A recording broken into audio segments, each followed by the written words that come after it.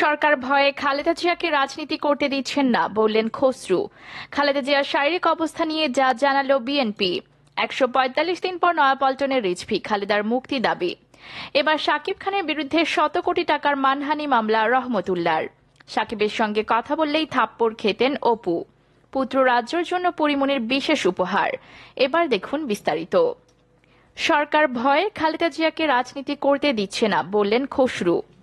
সরকার পতনের আন্দোলনে দেশবাসী আজ রাস্তায় নেমেছে বলে দাবি করেছেন বিএনপির স্থায়ী কমিটির সদস্য আমির খসরু মাহমুদ চৌধুরী।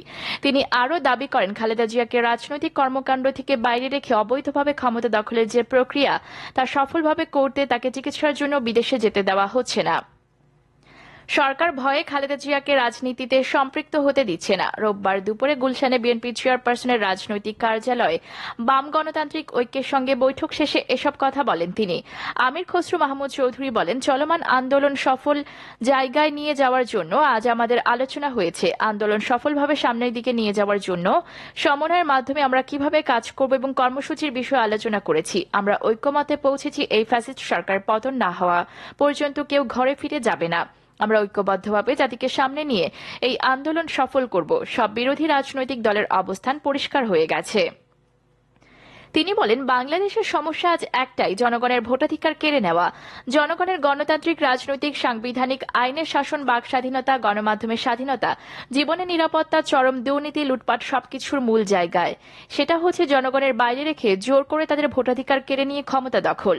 যারা জোর করে বসে আছে তাদের অপসারণ হচ্ছে বেরিয়ে আসার একমাত্র পথ। যারা জোর করে বসে আছে তাদের পতন ছাড়া এসব সমস্যার সমাধান হবে না। সরকারকে পতনে বাধ্য করতে হবে। একটি নিরপেক্ষ সরকারের মাধ্যমে নির্বাচন হতে হবে। তার মাধ্যমে জনগণ তাদের প্রতিনিধি নির্বাচিত করবে। একটি নির্বাচিত সংসদ, একটি নির্বাচিত সরকার গঠন হবে, যারা জনগণের কাছে জবাবদিহি করবে। মানুষ বাংলাদেশের মালিকানা ফিরে পাবে। অপরদিকে খালেদা জিয়ার শারীরিক অবস্থা নিয়ে যা জানালো BNP. BNP chairperson Khaleda Zia শনিবার রাতে রাজধানীর এভারকেয়ার হাসপাতালে ভর্তি হয়েছেন। চিকিৎসকরা জানিয়েছেন, বেশ কিছু পরীক্ষা নিরীক্ষা করাতেই তাকে হাসপাতালে ভর্তি করানো হয়েছে। রোববার বিএনপির পক্ষ থেকে জানানো হয়েছে, দলীয় চেয়ারপারসনের খালেদা জিয়ার শারীরিক অবস্থা স্থিতিশীল রয়েছে। তার পরিবার ও চিকিৎসকদের বরাত দিয়ে এমন তথ্য জানিয়েছেন বিএনপির মিডিয়া সেলের সদস্য সাইরুল কবির খান। তিনি বলেন, শনিবার রাতে হাসপাতালে আসার পরই ম্যাডামের বেশ কিছু পরীক্ষা নিরীক্ষা করা হয়। এরপর তাকে দেখে যান চিকিৎসকদের টিম। তাৎক্ষণিকভাবে প্রাপ্ত রিপোর্ট পর্যালোচনাও করেন তারা। পারিবারিক সূত্রে জানা যায়, খালেদা জিয়ার সঙ্গে হাসপাতালে রয়েছেন তার প্রয়াত ছোট ছেলে আরফাত রহমান কোকোর স্ত্রী সৈয়দ শর্মিলা রহমান। এছাড়া শনিবার হাসপাতালে নেওয়ার সময় তার গৃহকর্মী ফাতেমা এবং কয়েকজন আত্মীয় স্বজন ও ব্যক্তিগত কর্মকর্তা খালেদা জিয়ার সঙ্গে উপস্থিত ছিলেন। সাবেক প্রধানমন্ত্রী খালেদা জিয়া বর্তমানে এভারকেয়ার হাসপাতালে হৃদরোগ বিশেষজ্ঞ অধ্যাপক শাহাবুদ্দিন তালুকদারের তত্ত্বাবধানে চিকিৎসাধীন আছেন। এর আগে শনিবার রাতে বিএনপি চেয়ারপারসনের ব্যক্তিগত চিকিৎসক অধ্যাপক এজেডএম জাহিদ হোসেন সাংবাদিকদের জানান, কয়েকটি পরীক্ষা করতে সময় লাগবে, সেজন্য হাসপাতালে ভর্তি করা হয়েছে বিএনপির চেয়ারপারসনকে। রোববার আবারও বেগম জিয়ার স্বাস্থ্যের পরীক্ষা নিরীক্ষা নিয়ে আলোচনা করবে চিকিৎসকরা। অপরদিকে ১৪৫ দিন পর নয়াপল্টনের রিজভী, খালেদার মুক্তি দাবি। কারা মুক্তির পর কার্যালয়ে গিয়ে দলীয় প্রধান বেগম খালেদা জিয়ার মুক্তি দাবি জানিয়েছেন বিএনপির সিনিয়র যুগ্ম মহাসচিব রুহুল কবির রিজভী। তিনি বলেন, বেগম খালেদা জিয়া গুরুতর অসুস্থ হয়ে হাসপাতালে ভর্তি আছেন। তাকে এই মুহূর্তে মুক্তি দিয়ে উন্নত চিকিৎসার ব্যবস্থা করা দরকার। নিজের কারামুক্তির জন্য দলের চেয়ারপারসন বেগম খালেদা জিয়া, ভারপ্রাপ্ত চেয়ারম্যান তারেক রহমান সহ দলীয় নেতাকর্মী ও দেশবাসীর প্রতি কৃতজ্ঞতা জানান রিজভী। ১৪৫ দিন পর ঢাকার নয়াপল্টনে বিএনপির কেন্দ্রীয় দফতরে ফিরেছেন দলটির সিনিয়র যুগ্ম মহাসচিব রুহুল কবির রিজভী। রোববার সকাল ১:৩০টার দিকে তিনি দলীয় কার্যালয়ের সামনে আসেন। এর আগে থেকে রিজভীকে স্বাগত জানানোর জন্য কয়েকশো নেতাকর্মী সেখানে অপেক্ষা করছিলেন। পরে তাকে বিএনপির স্থায়ী কমিটির সদস্য নজরুল ইসলাম খান, নির্বাহী কমিটির সদস্য তারিকুল আলম তেনজিং সহ অনেকেই ফুল দিয়ে শুভেচ্ছা জানান। এর আগে দলীয় কার্যালয়ের সামনে রিজভীকে ফুল দিয়ে শুভেচ্ছা জানান বিএনপি চেয়ারপারসন উপদেষ্টা আবুল খায়ের ভূঁইয়া, কেন্দ্রীয় স্বেচ্ছাসেবক বিষয়ক সম্পাদক মি শরফত আলী সপু, কেন্দ্রীয় নেতা আমিনুল ইসলাম, ঢাকা জেলা বিএনপির সভাপতি খন্দকার আবু আশফাক, মৎস্যজীবী দলের সদস্য সচিব মোহাম্মদ আব্দুর রহিম, যুগ্ম আহ্বায়ক ওমর ফারুক পাটোয়ারি সহ আরও অনেকে।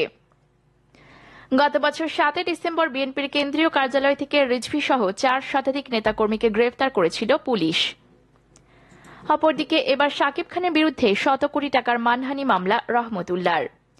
এবার চিত্রনায়ক শাকিব খানের বিরুদ্ধে শত কোটি টাকার মানহানি মামলা করেছেন অপারেশন অগ্নিপথ সিনেমার প্রযোজক অস্ট্রেলিয়া প্রবাসী রহমতুল্লাহ। ঢাকার প্রথম যুগ্ম জেলা জজ মাসুদুল হকের আদালতে এই মামলা করেন তিনি। আদালত মামলাটি আমলে নিয়ে কোর্ট ফি দাখিলের জন্য আগামী 15 মে দিন ধার্য করেছেন। গত 13 April Dhaka metropolitan magistrate Rashidul আলমের আদালতে রহমতুল্লাহ বাদী হয়ে শাকিব খানের বিরুদ্ধে মানহানি মামলা করেন। আদালত বাদীর জবানবন্দি গ্রহণ করে পিবিআইকে তদন্তের নির্দেশ দেন।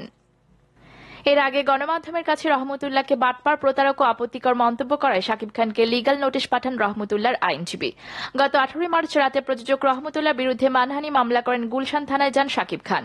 তবে সেখানে মামলা নেওয়া হয়নি। পরের দিন 19 মার্চ সন্ধ্যায় মিন্টো রোডের ডিবি কার্যালয়ে এ বিষয়ে একটি লিখিত অভিযোগ করেন শাকিব খান।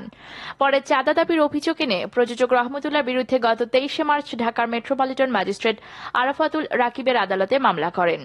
বাদীর জবানবন্দি গ্রহণ করে 26 এপ্রিল আসামিকে হাজির হওয়ার জন্য সমন জারি করেন আদালত। এরপর রহমতুল্লাহর বিরুদ্ধে ডিজিটাল নিরাপত্তা আইনে ঢাকা ট্রাইব্যুনালে আরেকটি মামলা করেন শাকিব খান। আদালত পুলিশ ব্যুরো অফ ইনভেস্টিগেশনে এ বিষয়ে তদন্ত প্রতিবেদন দাখিলের নির্দেশ দেন। অপরদিকে শাকিবের সঙ্গে কথা বললেই থাপ্পড় খেতেন অপু। শাকিব খান ও অপু বিশ্বাসের মধ্যকার বর্তমান সম্পর্কের সমীকরণ ঠিক কি সেটা বোঝার চেষ্টা করছেন অনেকেই।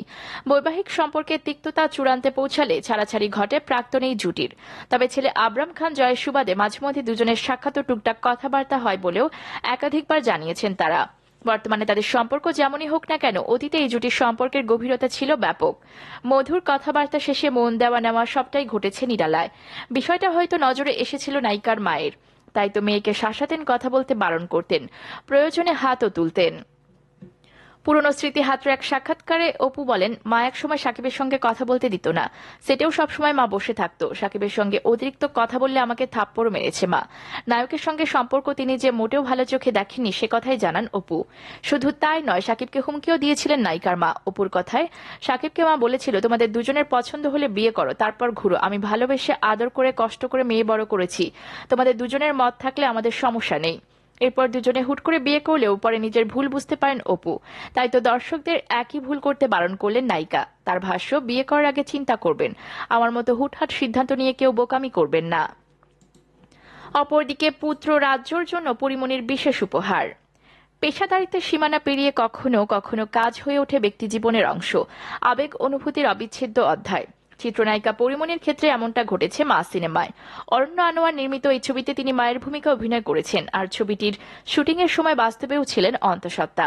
ফলে একদিকে চ্যালেঞ্জ, অন্যদিকে অন্তহীন আবেগ নিয়ে কাজ করেছেন এই নায়িকা। সম্প্রতি সেই সময়ের অভিজ্ঞতার টুকরো স্মৃতি ভিডিও বার্তার মাধ্যমে শেয়ার করলেন পরিমণি ও নির্মাতা অরণ্য আনোয়ার। এতে দুজনেই জানালেন অন্তঃসত্ত্বা অবস্থায় কতটা কঠিন পরিস্থিতি সামলে শুটিং করেছেন পরি।